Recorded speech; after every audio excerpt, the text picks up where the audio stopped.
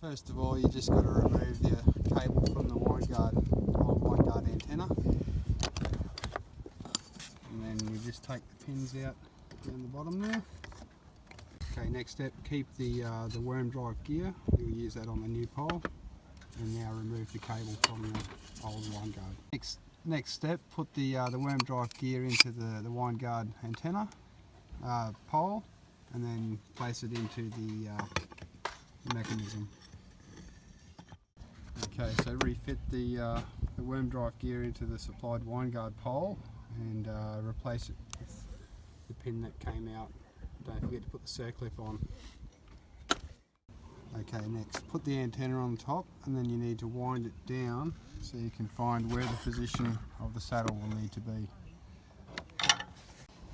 Okay, so by placing the saddle on the antenna while you wind it down, you'll be able to tell where you want to put the saddle.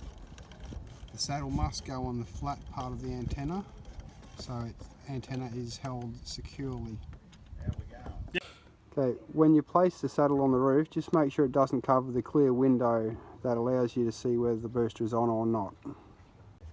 Okay, mark your position of your feet for the winder, the saddle.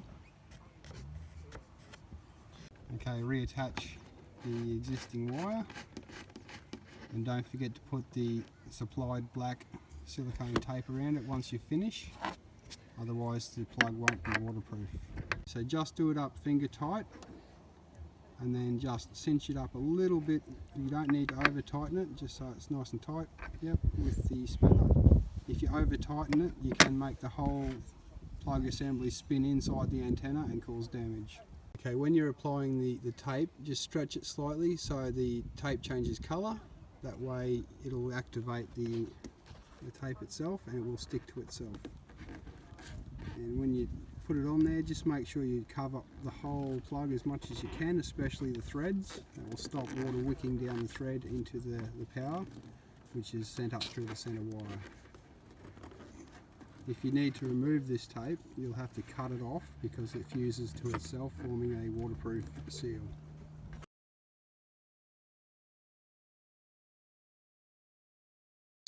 Just fold the wire over. You don't need to cut it, you can just fold it up so it's not kinked on a right angle. Nice and soft bends. Just pop a zip tie there just to hold it for the time being. Don't forget to allow enough there so it can still spin around. Okay, can you just turn the antenna so it goes all the way one way till it stops?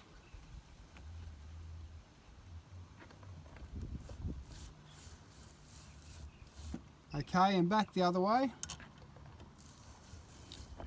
We're just checking to make sure the cable has enough flexibility. Okay, that's great. Back to the wind down position again, thanks. Right.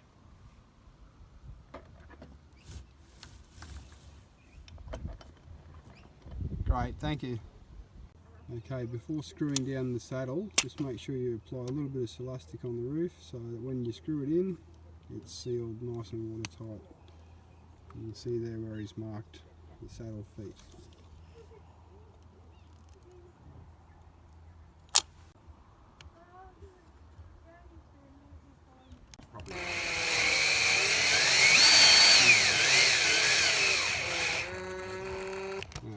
Once you've fitted the saddle, just readjust the antenna so it's sitting flat on the saddle, and then tighten up the screw so it's nice and tight.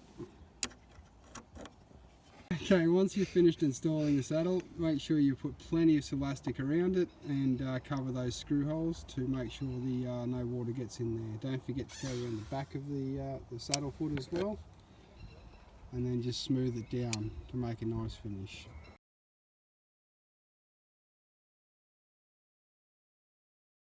Okay, once the antenna is installed, make sure you've got the red light on the front of the antenna, and then just go inside and tune it, and we're all done. Nice job, Rob. Once you have the antenna installed, just go inside and auto tune your TV.